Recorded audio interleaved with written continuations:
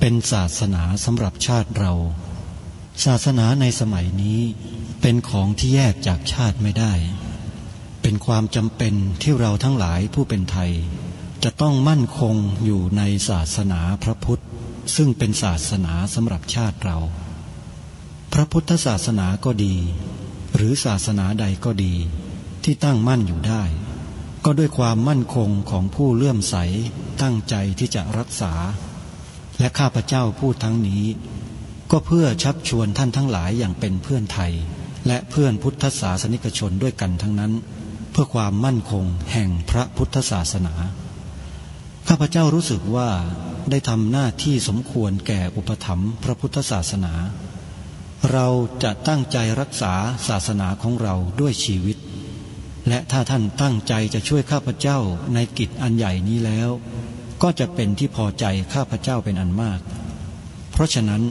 เป็นหน้าที่ของเราทั้งหลายที่จะช่วยกันบำรุงรักษาพระพุทธศาสนาอย่าให้เสื่อมสูญไปการที่จะบำรุงพระพุทธศาสนาเราต้องรู้สึกก่อนว่าหลักของพระพุทธศาสนาคืออะไรเราจะถือว่าเราเป็นไทยด้วยกันหมดเราจะต้องรักษาความเป็นไทยของเราให้ยั่งยืนเราจะต้องรักษาพระพุทธศาสนาให้ถาวรวัฒนาการอย่างที่เป็นมาแล้วหลายชั่วโคตรของเราทั้งหลายพระบรมราโชวาทของพระบาทสมเด็จพระมงกุฎเกล้าเจ้าอยู่หัวรัชกาลที่ 6พระบรมราโชวาทก็ดีพระราชนิพนธ์ก็ดีหรือพระบรมราชโองการของพระมหากษัตริย์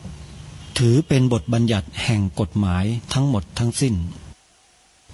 การบัญญัติให้พระพุทธศาสนาเป็นศาสนาประจำชาติไทยไว้ในรัฐธรรมนูญจึงเป็นสิ่งที่ถูกต้องทั้งกฎหมายและทางโบราณราชประเพณีการบัญญัติให้พระพุทธศาสนาเป็นศาสนาประจำชาติไทยไว้ในรัฐธรรมนูญย่อมเป็นหลักค้ำประกันให้กับประชาชนคนไทยว่า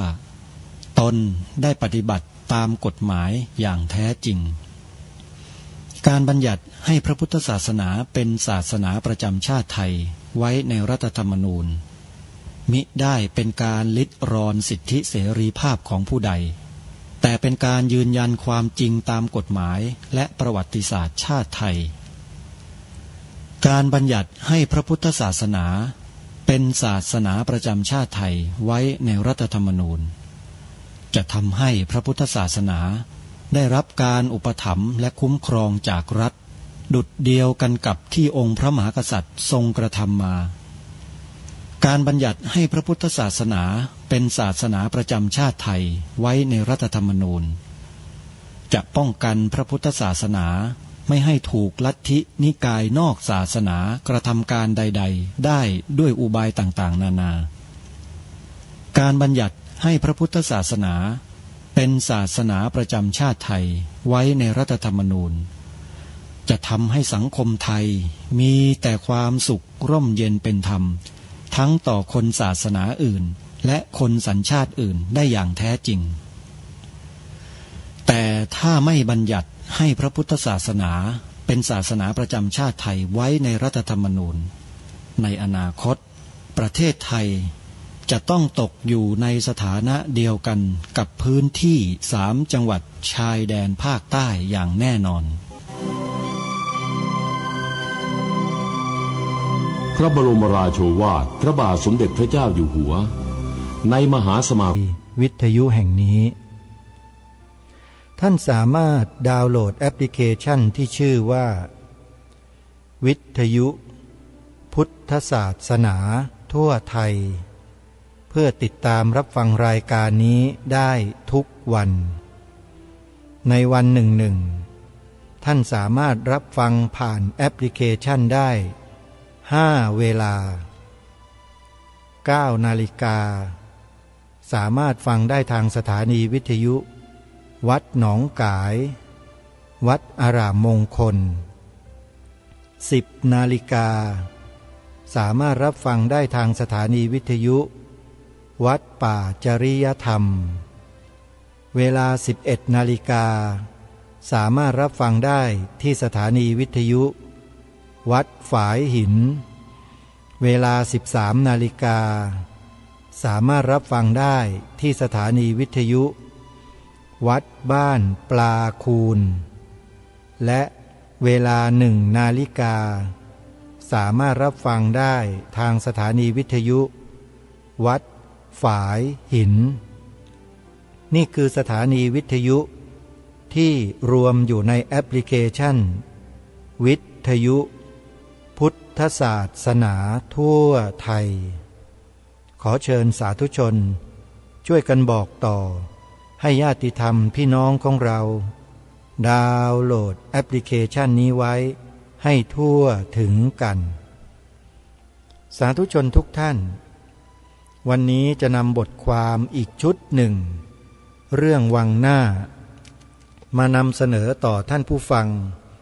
ในรูปแบบที่มีความละเอียดและเป็นขั้นเป็นตอนมากขึ้นวันนี้เราจะมาศึกษาถึงข้อมูลทางโบราณคดีบริเวณพระราชวังบวรสถานมงคลหรือวังหน้าด้วยกัน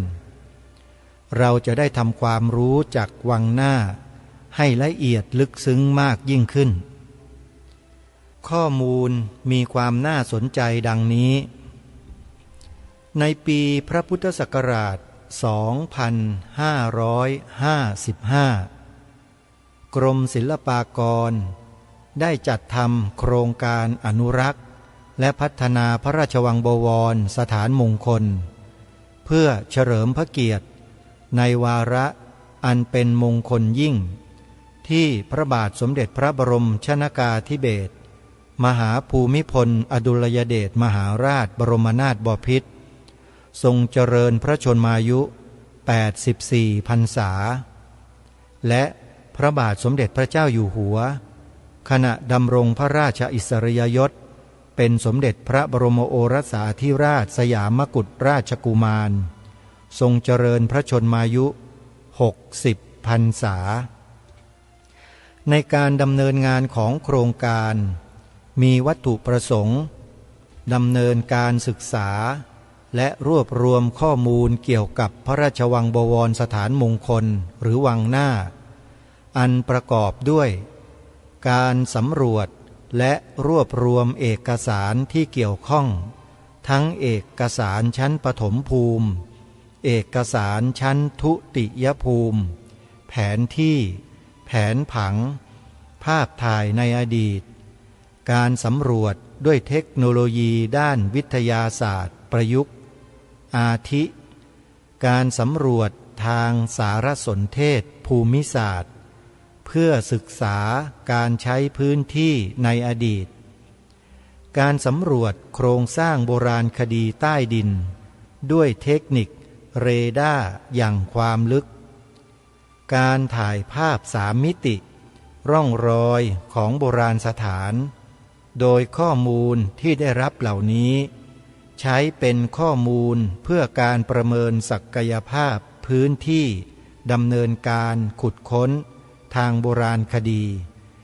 ซึ่งจากการดำเนินงานขุดค้นทางโบราณคดีในพื้นที่พระราชวังบวรสถานมงคลหรือวังหน้าพบว่าหลักฐานทางโบราณคดีที่พบบางส่วนสอดคล้องกับข้อมูลในภาคเอกสารและพบหลักฐานใหม่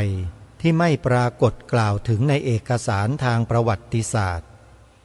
นับเป็นหลักฐานสำคัญในการวิเคราะห์แปลความทางโบราณคดี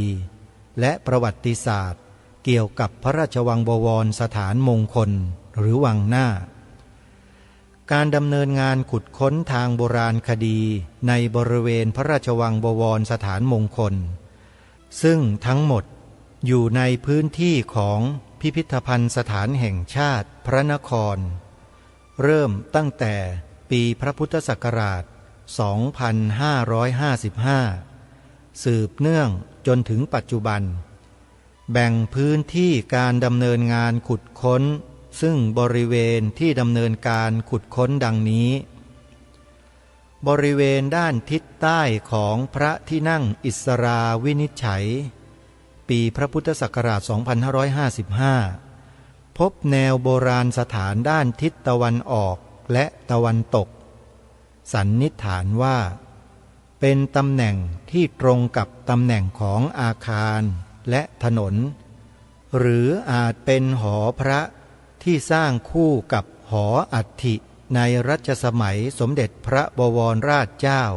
มหาศักดิ์พลเสพปีพ.ศ. 2367 ถึง 2375 แนวท่อประปาระบบสาธารณูปโภคของพิพิธภัณฑ์สถานสำหรับพระนครเมื่อปีพระพุทธศักราช 2470 ส่วนหลักฐานทางโบราณคดีอื่นได้แก่เศษภาชนะดินเผาส่วนประกอบทางสถาปัตยกรรมเหรียญกระสาบแก้วยุทโธปกรณ์ทางการทหารมีอายุราวพุทธศตวรรษที่ 24 ถึง 25 บริเวณสนามหญ้าหน้าโรงราชรถข้างพระที่นั่งพุทธไทยสวรรค์รวมถึงด้านข้างพระที่นั่งมังคลาภิเษกปีพระพุทธศักราช 2556 พบแนวฐานโบราณสถานซึ่งตรงกับแผนผังพระราชวังบวรสถานมงคลวังหน้าปีพระพุทธศักราช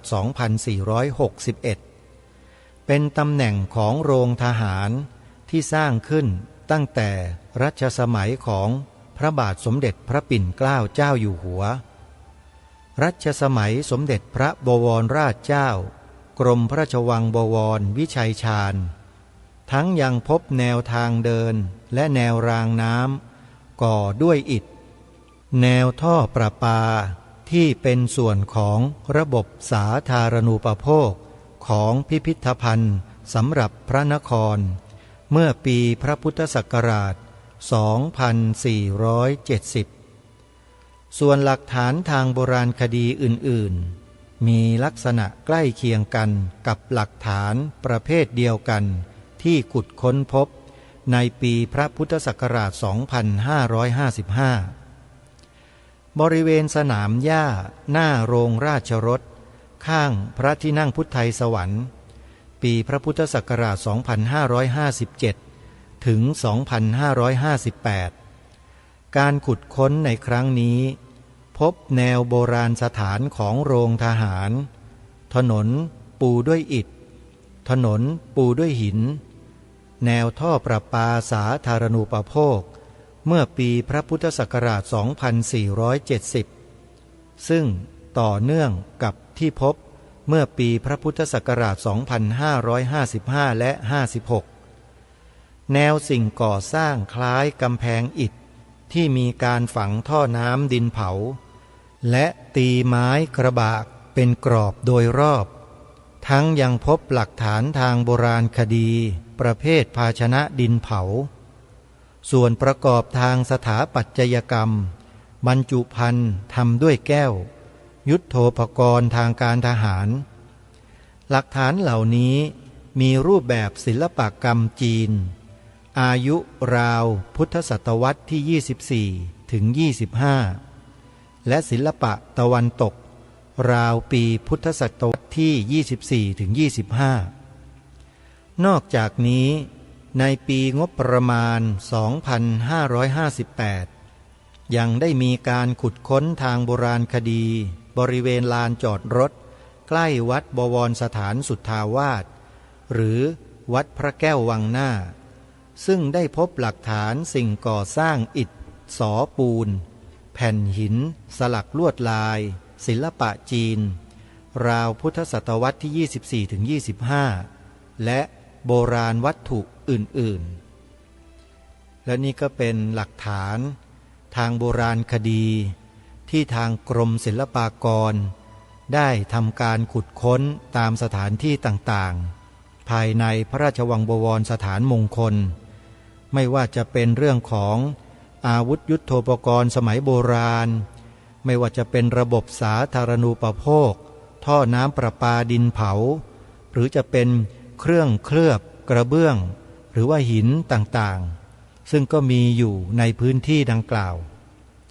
ทีนี้เราจะมาศึกษากันต่อถึงพระราชวังบวรสถานมงคลหรือวังหน้าว่าความหมายของวังหน้าท่านให้ความคำนิยามไว้อย่างไรคำว่าวังหน้าเป็นคำที่ใช้กันมาตั้งแต่สมัยอยุธยามีความหมายสองในได้แก่ในที่หนึ่งหมายถึง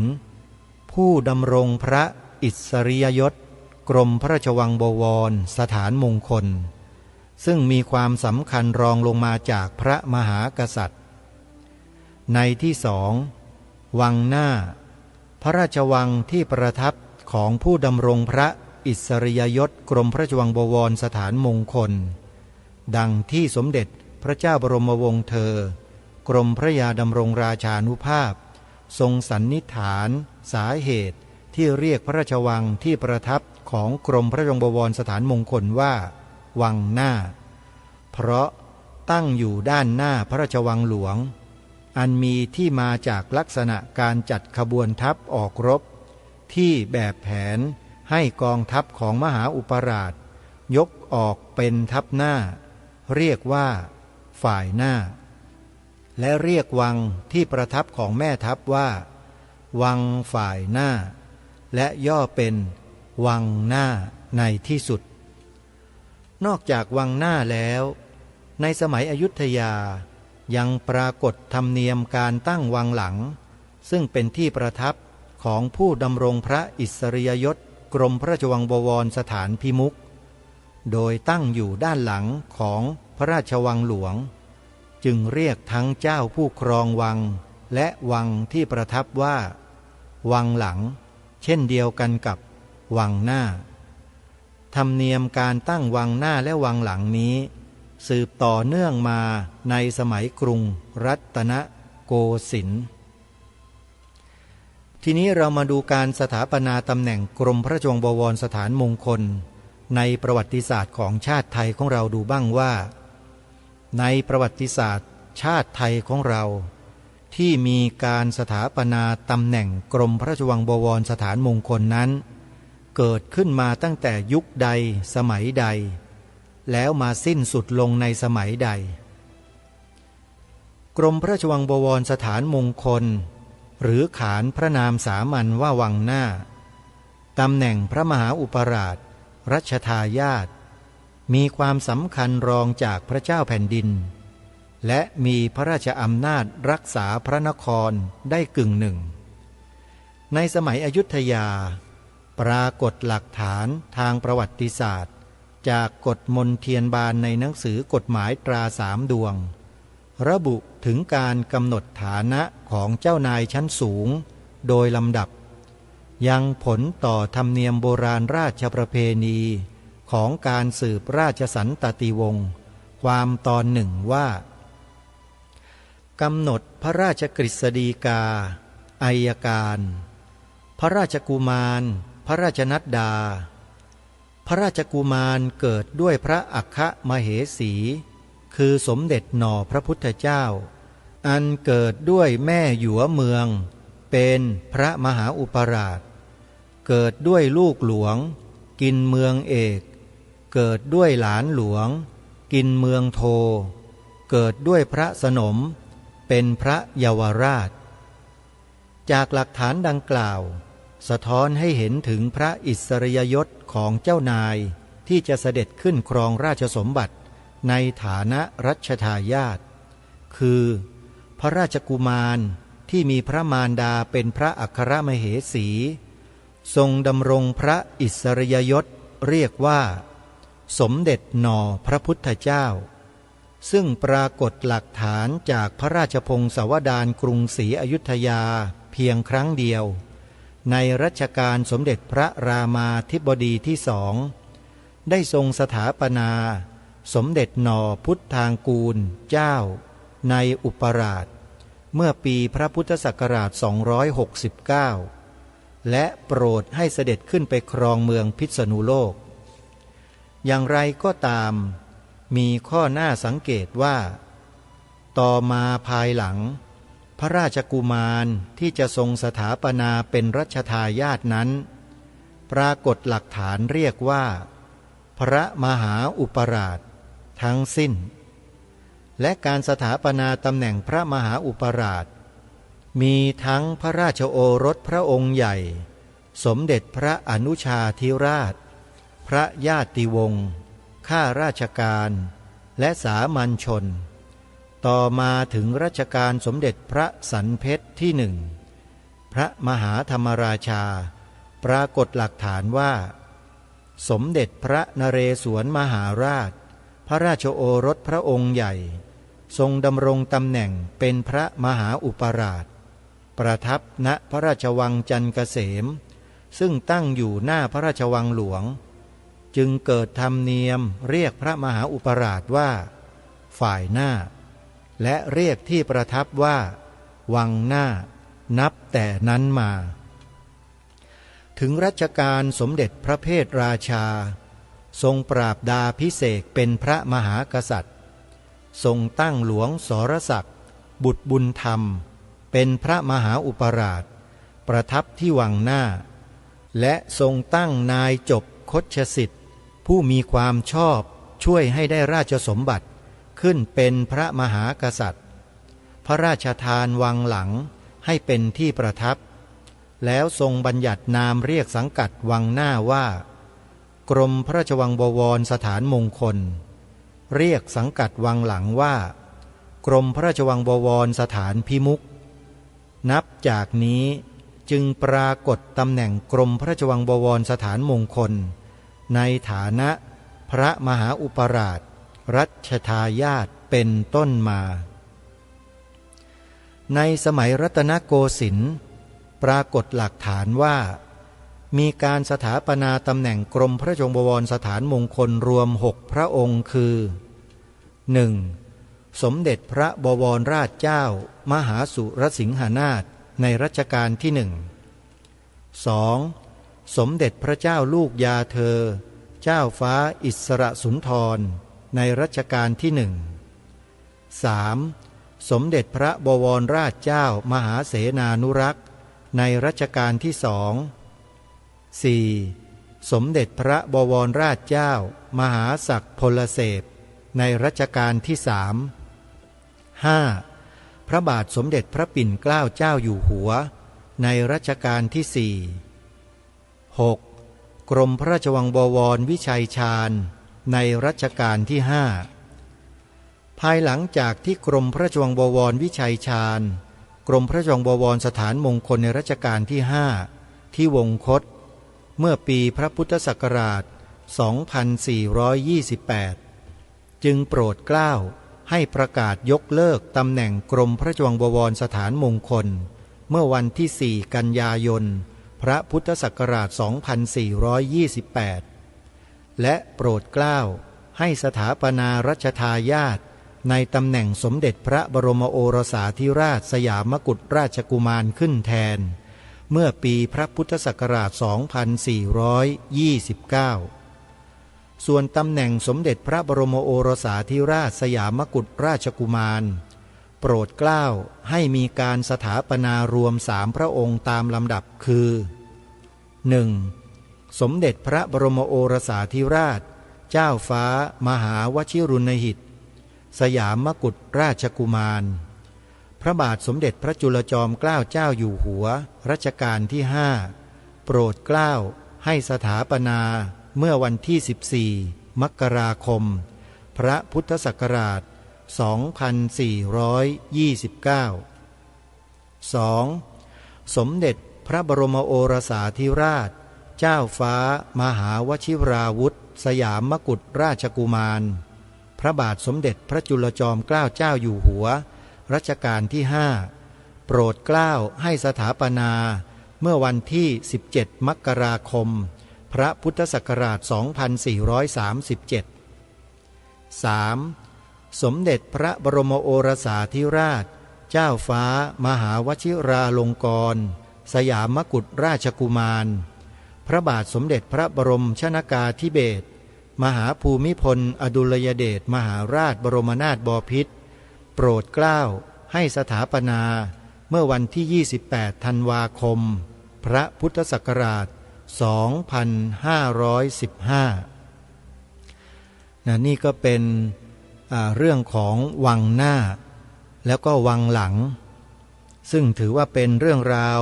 ที่เกิดขึ้นบนผืนแผ่นดินไทยของเราตั้งแต่ครั้งกรุงศรีอยุธยาเราก็ทราบกันแล้วว่าตำแหน่งวังหน้าหรือสมเด็จกรมพระยงบวรสถานมงคลนั้นเกิดขึ้นมาตั้งแต่ยุคใดสมัยใดนะฮะอันนี้ก็ถือว่าเป็นความรู้ที่ประกอบให้กับพวกเรา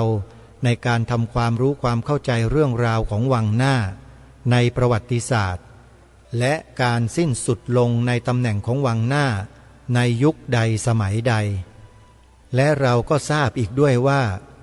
ตำแหน่งสมเด็จพระบรมโอรสาธิราชสยามกุฎราชกุมารในประเทศไทยของเรามีการสถาปนามาแล้ว3 พระองค์เท่านั้นนั่นก็คือ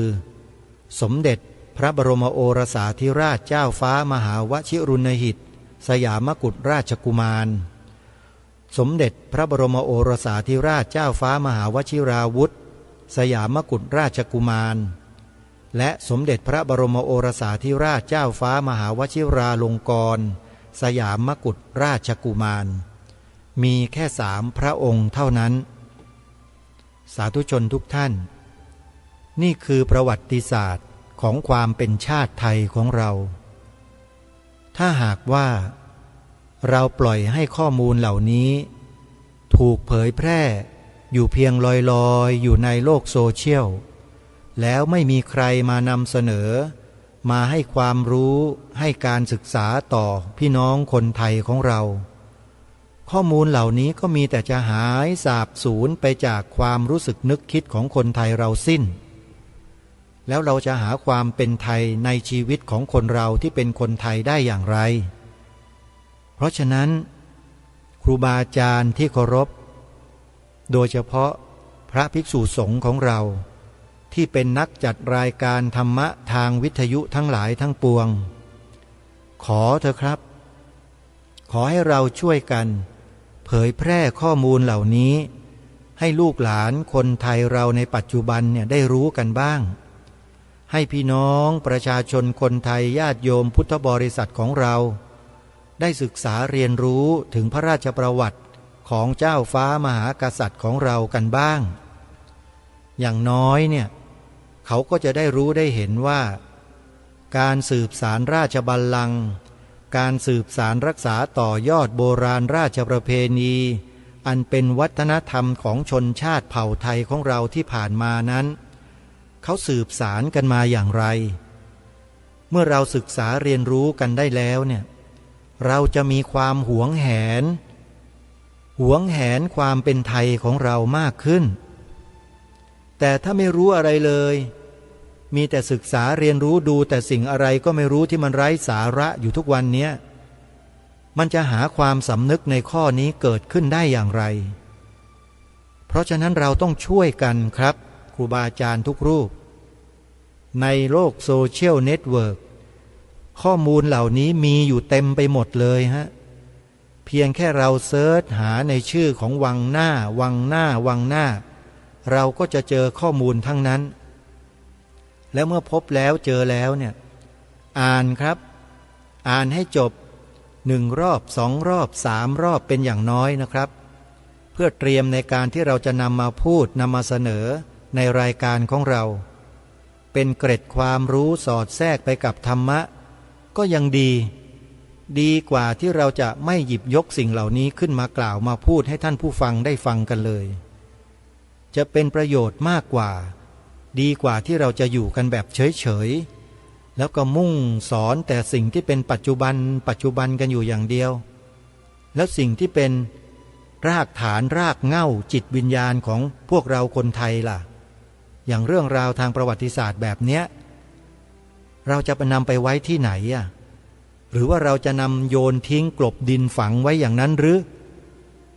ถ้าคิดแบบนี้คิดผิดนะครับผมบอกได้เลยว่าคิดผิดมากๆต่างชาติที่เขาเจริญรุ่งเรืองเป็นมหาอำนาจอยู่ในโลกเขาไม่มีประวัติศาสตร์เหมือนอย่างเรานะครับ เขาพยายามที่จะสร้างประวัติศาสตร์ให้คนในโลกเกิดความนับหน้าถือตาเขาอย่างนั้นอย่างนี้แต่เขาทำไม่ได้ครับเพราะมันไม่มีประวัติศาสตร์ให้น่าชื่นชมสำหรับประเทศของเขาเลยประเทศเหล่านั้นน่ะมีแต่ล่าอาณานิคมคนอื่นล่าเขาล่าแล้วล่าอีกแม้แต่ประเทศเราก็ถูกเขาล่าแต่ประเทศไทยเราเนี่ยสิ่งศักดิ์สิทธิ์เยอะล่าไม่ถึงล่าไม่หมดเพราะราชบรรพบุรุษไทยบรรพชนไทยดวงวิญญาณดวงพระวิญญาณของพระบรรพบุรุษไทยของเราเนี่ยท่านมีความเข้มแข็งมีความมั่นคงในพระราชหฤทัยในจิตใจอย่างมากถึงแม้จะสวรรคตถึงแม้จะสิ้นพระชนม์ไปแล้วแต่ดวงพระวิญญาณของท่านเหล่านี้ยังเข้มข้นอยู่เหมือนเดิมนะโยมพระคุณเจ้าที่เคารพท่านอย่าลืมนะว่าใน31ภูมิเนี่ยยังมีท่านเหล่านี้อยู่นะแล้วท่านก็รับรู้อะไรต่อไม่อะไรในโลกใบนี้อยู่ท่านเคยอยู่ตรงไหนท่านก็หวงแหนตรงนั้นอยู่แล้วท่านก็ยังคงอยู่กับพวกเรานี่แหละท่านก็คอยดูคอยเห็นคอยทราบอยู่ว่าไอ้ลูกหลานคนไทยคนไหนเนาะที่มันทำหน้าที่ในฐานะที่เป็นลูกหลานไทยท่านก็จะคอยปกป้องคุ้มครองดูแลอยู่ตลอดแต่ถ้าลูกหลานคนไหนมันทำผิดลู่ผิดทางทำไม่เข้าท่าเข้าทางก็จะมีพวกพูดผีปีศาจที่เป็นบริวารทั้งหลายเนี่ยก็อาจจะไปดลจิตดลใจไปทำอะไรบางสิ่งบางอย่างให้เกิดอุบัติเหตุรถชนล้มตายขี่มอเตอร์ไซค์หัวทิ่มหัวตำเข้า10 ล้ออะไรต่างๆก็ได้อันนี้อย่าไปคิดว่าไม่มีโอกาสที่จะเป็นไปได้นะอย่าทำเป็นเล่นกับสิ่งเหล่านี้นะขอบอกเนี่ยเพราะฉะนั้นมีลูกสอนลูกมีหลานสอนหลานอย่าให้เขาลบหลู่ดูหมิ่นบรรพชนตัวเองอย่าให้เขาลบหลู่ดูหมิ่นความเป็นชาติของตนเองเด็ดขาดมันจะเป็นอันตรายต่อชีวิตและเมื่อตายไปแล้วภพภูมิที่เขาจะไปอยู่เนี่ยมันเป็นภพภูมิที่โหดเหี้ยมลำบากมันเป็นนรกมันเป็นเปรตอสุรกายอย่างดีก็เป็นสัตว์เดรัจฉานเนี่ยโยมมันอยู่ในอบายภูมิ4ทั้งนั้นเลยพวกเนี้ยแล้วที่นำมาเลี้ยงกันเนี่ยเข้าใจมันบ้างหรือเปล่าว่าคืออะไรนะมันก็เป็นกงเกวียนกงกรรมนั่นแหละโยมอาตมาภาพเองเนี่ยก็ไม่ได้ว่าหรอกเขาเรียกว่าเคยสร้างเคยทำมาเคยเป็นญาติเป็นพี่เป็นน้องเป็นลูกเป็นหลานเป็นเพื่อนเป็นอะไรก็แล้วแต่พอเกิดไปเป็นสัตว์เดรัจฉานแล้วมันก็ต้องมาอยู่ด้วยกันนั่นแหละแต่เราไม่รู้หรอกว่าชาติที่แล้วทำอะไรไว้กับบ้านกับเมืองแต่โดยหลักธรรมคำสอนของพระสัมมาสัมพุทธเจ้าตรัสไว้อย่างชัดเจนเลยว่าผู้ที่ไปเกิดในอบายภูมิทั้ง4เนี่ยเป็นคนที่กระทำสิ่งที่ไม่ดีต่อชาติบ้านเมืองต่อผู้อื่นเอาไว้ทำอกุศลบาปกรรมเอาไว้จึงไปเกิดในอบายภูมิทั้ง4เพราะฉะนั้นเห็นสัตว์ทั้งหลายที่อยู่ในอบายภูมิทั้ง4แล้วเนี่ยไม่ต้องไปรังเกียจหรอกโยมแผ่เมตตาให้เขาแต่ก็ไม่ต้องไปถึงขนาดรักเหมือนลูกเหมือนหลานไม่ต้องถึงขนาดนั้นก็ได้เอาแค่พอดีมีสติสัมปชัญญะดูแลเขาตามอัตภาพตามความเหมาะสมไม่ใช่เอาไปโอ้โหอะไรต่ออะไรกันมากมายขนาดนั้นไม่แน่สัตว์ตัวนั้นสัตว์เดรัจฉานตัวนั้นอาจจะเป็นศัตรูของเรามาแต่อดีตก็ได้ใครจะรู้ใช่ไหมนะทำให้เราหมดเนื้อหมดตัวสิ้นเนื้อประดาตัวก็ได้ใครจะไปรู้อันนี้ต้องศึกษาพิจารณากันเองนะไม่สามารถจะบอกได้ว่าใครเป็นใครตัวไหนเป็นอย่างไรอาตมาภาพไม่มีความอย่างรู้ขนาดนั้นโยมแค่กล่าวตามหลักธรรมคำสอนของพระสัมมาสัมพุทธเจ้าในเรื่องของกรรมเพราะการกระทำของมนุษย์ในปัจจุบันที่ยังมีชีวิตอยู่เนี่ยมันส่งผลต่อการไปเกิดในภพภูมิเหล่านั้น ทำดีก็เกิดในที่ดีทำไม่ดีก็เกิดในที่ไม่ดี เป็นเหตุและผลที่ไม่สามารถจะปฏิเสธได้พระพุทธเจ้าตรัสยืนยันไว้ชัดเจนว่าแรงอื่นเสมอด้วยแรงกรรมไม่มีแรงอื่นเสมอด้วยแรงกรรมไม่มีนี่คือความจริงแท้เพราะฉะนั้นการเวียนว่ายตายเกิดใน31ภูมิทั้งหมดเนี่ย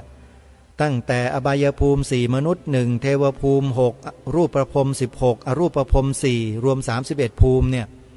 ล้วนแล้วแต่เกิดมาจากการกระทำของมนุษย์ทั้งนั้นและดวงจิตดวงวิญญาณเนี่ยนะเป็นพลังงานชนิดหนึ่งที่องค์สมเด็จพระสัมมาสัมพุทธเจ้าตรัสยืนยันไว้เลยว่ามีอยู่รูปกับนามและเมื่อแยกรูปแยกนามออกไปแล้วพระองค์ท่านก็ทรงบัญญัติให้เป็น5ประการก็คือรูปนามขันธ์5นั่นเองและธรรมะของพระสัมมาสัมพุทธเจ้าที่ตรัสแสดงไปในที่ทั่วไปทั้งหลายก็ตรัสแสดงออกมาจากรูปนามขันธ์5นี่แหละถ้าใครเป็นนักศึกษาเล่าเรียนพระอภิธรรมเนี่ยพูดแบบนี้ก็จะเข้าใจทันทีเลยนะเข้าใจทันทีเลยว่ารูปนามขันธ์5คืออะไรจำแนกแจกแจงออกไปเนี่ยหลายล้านในเลยโยมเยอะแยะมากมายไม่จบไม่สิ้นเฉพาะหลักสูตรพระอภิธรรมมัทธสังฆะหลักสูตรเดียวเนี่ยโยมกว่าจะเรียนจบเนี่ยนะหลักสูตรหนึ่งเนี่ยใช้เวลาเรียนถึง7 ปี6 เดือนโยมอาตมะเนี่ยผ่านหลักสูตรนี้มาแล้วโยมจึงสามารถนำมาพูดให้กับทุกท่านมายืนยันให้กับทุกท่านได้เลยว่าสิ่งที่พระสัมมาสัมพุทธเจ้าตรัสไว้ทั้งหมดเป็นความจริงแท้และท้าพิสูจน์อยู่ตลอดเวลาใครก็ได้มาพิสูจน์สิกลัวอย่างเดียวไม่กล้ามาพิสูจน์เท่านั้นแหละของจริงจะท้าทายและทนต่อการพิสูจน์เสมอพระพุทธเจ้าตรัสว่าให้มาเจริญสมถะสิเมื่อเจริญสมถะแบบนี้แล้วนะก็จะเกิดสภาวะแบบนี้นะก็จะเกิดอภิญญาจะเกิดฤทธิ์เกิดเดชแบบนี้นะแต่พระพุทธองค์ไม่ทรงสรรเสริญพวกฤทธิ์แบบเนี้ยเขาเรียกว่าอิทธิปาฏิหาริย์เนี่ยพระพุทธองค์ไม่สรรเสริญนะแม้แต่เรื่องของอาเทศนาปาฏิหาริย์พระองค์ก็ไม่ทรงสรรเสริญนะโยมอะไรคืออาเทศนาปาฏิหาริย์ฮะคือการพูดดักใจเป็นอัศจรรย์หรือกล่าวง่ายๆก็คือว่ามีการอ่านใจคนออกเรากำลังจะพูดหรือกำลังจะถามอะไรเนี่ยคนคนนั้นก็จะพูดขึ้นมาก่อนเลยถึงความคิดของเราที่มีอยู่ทำให้คนนั้นตกใจเกิดความศรัทธาในตัวบุคคลนั้นเขาเรียกว่าอาเทศนาปาฏิหาริย์ซึ่งมีพระหลายรูปที่ท่านได้ตรงนี้อยู่โยมก็หลงไหลกันจังศรัทธากันหัวปักหัวปั๊มกันเลยจริงๆนะพระพุทธเจ้าไม่ได้สรรเสริญนะสิ่งนี้โยมแต่สิ่งที่พระองค์สรรเสริญคืออะไรคืออนุสาสนีปาฏิหาริย์คือคำสอนเป็นอัศจรรย์คำสอนเป็นอัศจรรย์คือคำสอนอะไรล่ะทานศีลภาวนานี่เป็นสิ่งที่สำคัญมากๆเพราะฉะนั้นอีกไม่กี่วันข้างหน้านี้แล้วญาติโยมจะมีกิจกรรมงานปฏิบัติธรรมสัญจรที่พระธาตุนาดูลพระธาตุนาดูลมหาสารคามนะเขาจะจัดงานกันวันที่20 มกราคมเนี้ยญาติโยมอย่าลืมนะไปร่วมงานกันอาตมาภาพก็จะไปร่วมงานด้วยวันที่20 มกราคมตรงกับวันเสาร์นะไปพบกันไปร่วมกิจกรรมกันมีการแสดงธรรมกันตลอดทั้งคืนเลยโยมนะงานนี้วัดศรีอุดมวงศ์ร่วมกับวัดอารามมงคลแล้วก็สถานีโทรทัศน์ดีทีวีโดยอาตมาภาพนี่แหละร่วมกันจัดงานนี้ขึ้นรวมถึงสภาพุทธบริษัทภาคประชาสังคมจิตอาสาด้วย จึงขอเรียนเชิญเจริญพรญาติโยมไปร่วมกันนะ20 มกราคมนี้ที่พระธาตุนาดูลวันนี้เวลาของรายการหมดท่านผู้ฟังต้องขอสมมติยุติไว้ได้เพียงเท่านี้ก่อนพบกับรายการได้ใหม่ในวันต่อไปขอความสุขความสวัสดีในธรรมแห่งองค์สมเด็จพระบรมศาสดาสัมมาสัมพุทธเจ้าจงปรากฏเกิดมีขึ้นในจิตใจของท่านผู้ฟังทุกท่านทุกคนเทินขอเจริญพร